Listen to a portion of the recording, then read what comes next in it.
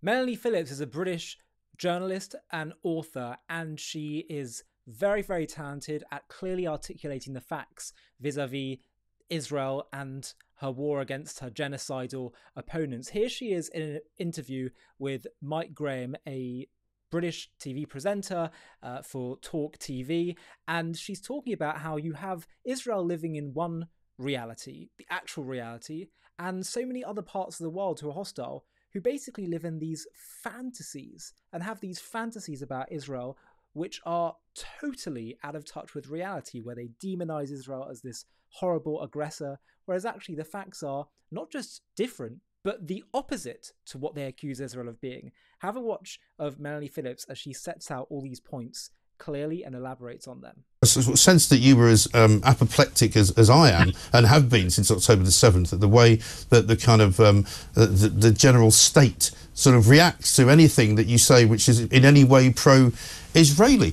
What has happened to the world, and how have we got to this ridiculous place? Well, it does feel like we're in a state of absolute lunacy. Yeah. If you're sitting where I'm sitting, where you're sitting. It feels like there are two... I spend a lot of my time now in Israel, as you may know. Right. Although I'm here in London at the moment, I'm here very often. But it does feel to me as if there are two completely separate narratives going on. On the one hand, you have what's going on in Israel and among those who can see clearly what's going on. On the other hand, you have a completely kind of Alice in Wonderland through the looking glass universe in which everything that is a lie is being told as truth, and every truth is being told as a lie. And I think there are many reasons for this, which are quite complicated. Yes. I mean, I know it's such a big area, but I mean, tell us what you think. I mean, I know it's complicated, but if you could sort of sum it up as to how this has happened and how we have got here, could you? This has been going on for a long time, in that the anti-Israel discourse, which is, in my view, based entirely on big and small lies, has been going on for decades, particularly in the universities, where it's a narrative that's captured the universities. So basically, everyone who's university educated is exposed to this kind of stuff. And as a result, the educated classes, the elites, as they're often called, are absolutely full of it. And they've bought into a narrative of Palestinianism, as I would call it, which basically says Israel is the interloper and is behaving in an oppressive fashion. The Palestinians are their victims. Now, the reverse is the case. The Jews are the only people who have a historic and legal right to be in the land, and they have been attacked for their existence in that land for decades and are trying to fight it off. Now, what happened on October the 7th, as you may know, as you obviously do know, this terrible thing happened in Israel. There was a pogrom. Hamas-led Palestinians from Gaza murdered, raped, beheaded, and took hostage 1,200 dead, more than 240 taken hostage. And as a result, a war has been going on in Gaza ever since. Now, I think what happened was that two things came together as a result of that. There is a constituency which basically is anti-Israel, which is the left, and particularly the hard left. And there's a constituency which is anti-Israel and, I'm afraid, anti-Jew, which is much of the Muslim, the Islamic world. And they came together on October the 7th. And the Islamic world, what people in the West don't understand is that when the Islamic world, when Islamic extremists, when Islamic terrorists resort to murder and violence and terrorism, they don't do so because of despair. They do so because they think they're winning. They think they can actually win. They think they can actually influence the West. And what happened on October the 7th was that they were ecstatic. We could see immediately these demonstrations in London and all over the world were ecstasy that they had actually managed to murder and kidnap so many Israelis, so many Jews. And that kind of fired the starting gun, as it were, for an uprising, a kind of insurrectionary mood. And the hard left and the left and a lot of useful idiots who just, very, very nicely, they're concerned about the welfare of Palestinian people, Palestinian civilians. That's very, very admirable. And they basically all joined in. And they subscribed to a set of beliefs, a set of a narrative which unfortunately is based entirely on lies, and unfortunately is promulgated by virtually the entire mainstream media. And unfortunately, even more unfortunately, is given credence by both the British government and the United States administration, the Biden administration, which is continuing to perpetuate some of these lies. Yes, it is extraordinary, because one of the things that I find that nobody ever wants to talk about, but I raise quite often to much derision, is some of the claims that are made as well. Because, I mean, how many times have we heard that there's a famine in Palestine? How many times have we heard that people are starving in Gaza, and that if we, and if the Israelis go into Rafah, it will be a humanitarian disaster, and 1 million people will die? None of these things ever come true, and when they don't come true, nobody seems to ever go back and question the people who made the claims. And many of those claims come from inside Palestine as well, from aid workers, from people who work for what you might regard as reputable aid agencies like Save the Children. UNRWA I wouldn't count obviously as a reputable aid agency, but the United Nations promulgate this stuff, and they continually warn about all these terrible things that will happen, and then none of those things happen. Well, indeed, and the principal example of this, in a quite surreal way, is something that, as far as I can see, has not been picked up by the mainstream media at all, which is that a few days ago, the United Nations, of all people, finally said, or didn't say, but made it clear that what some of us have been saying for months was true, that the famous figure of civilian casualties in Gaza put out by the Hamas-run health ministry in Gaza are entirely fictitious. Right. And were wildly over-exaggerated, right?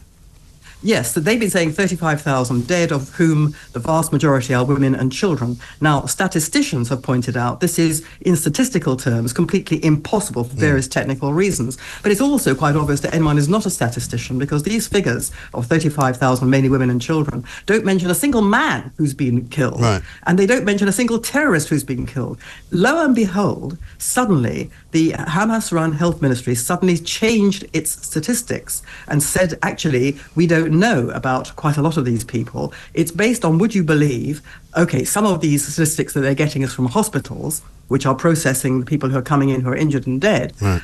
But a lot of these statistics from the Hamas Health Ministry are being taken from, quote, the media. The media. Right. In other words, Hamas journalists in Gaza are producing guesswork and lies and myths and fantasies about these figures being taken up by the Hamas-run health ministry. And then those figures have been replicated by the United Nations. And what happened was, a few days ago, and they didn't actually say anything about this, but a sharp-eyed journalist at the Jerusalem Post noticed that overnight the United Nations had halved the number of dead who it said had been killed by Israel's forces in Gaza. Halved. Now, that brings us down to a ratio, if you take into account the number of Hamas terrorists and other fighters in Gaza who Israel say they have killed, that brings us to a ratio of approximately 1 civilian killed for every 1 combatant. Now, that is a sensationally low proportion of civilians killed. Britain, America, no other country in the world has ever achieved that small number of civilians killed in any military activity ever.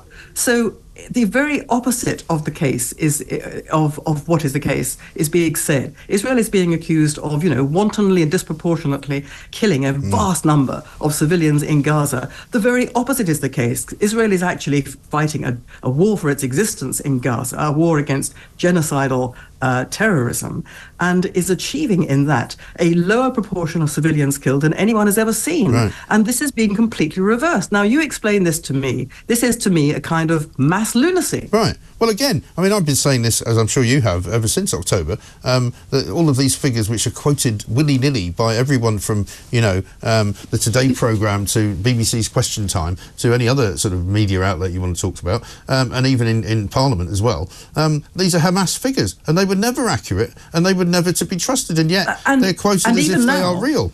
And even now, no one is standing up saying, guess what, world, we got this completely wrong. No one is saying this. No one has even reported it in the mainstream media. This is, to me, surreal. It is. Tell me about Israel, though. Melanie is a very articulate warrior for the truth. As she is clearly stating, what we're seeing happening is that truth have been transformed into lies, lies have been transformed into truth. And it's amazing how just digging a little bit beneath the surface, you don't need to look that far, you can see how the allegations made against Israel are completely false. And not just that, but it's quite the opposite.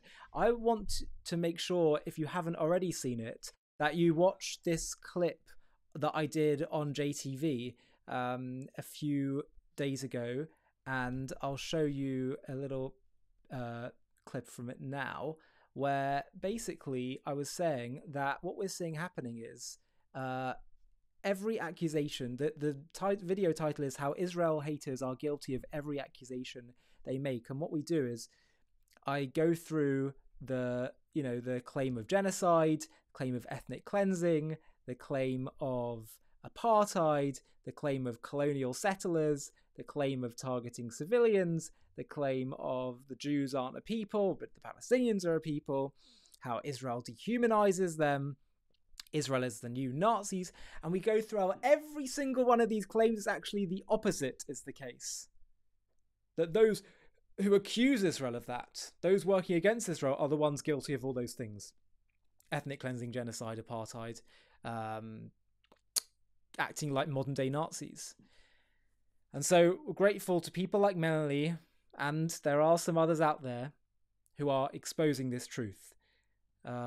It's essential that even if it may be obvious to some of us, we continue to state the truth, because if enough people do, then you reach a critical mass where you can achieve significant change in public opinion. Hi, thank you so much for watching. To watch another one, click here. To stay up to date with all our content, click here to subscribe. And if you're able to, you can help support JTV to grow and grow by clicking join below this video, where you can become a member and get perks including early access to videos and private live discussions with me. But most of all, you'll be partnering with us on our mission to change the world.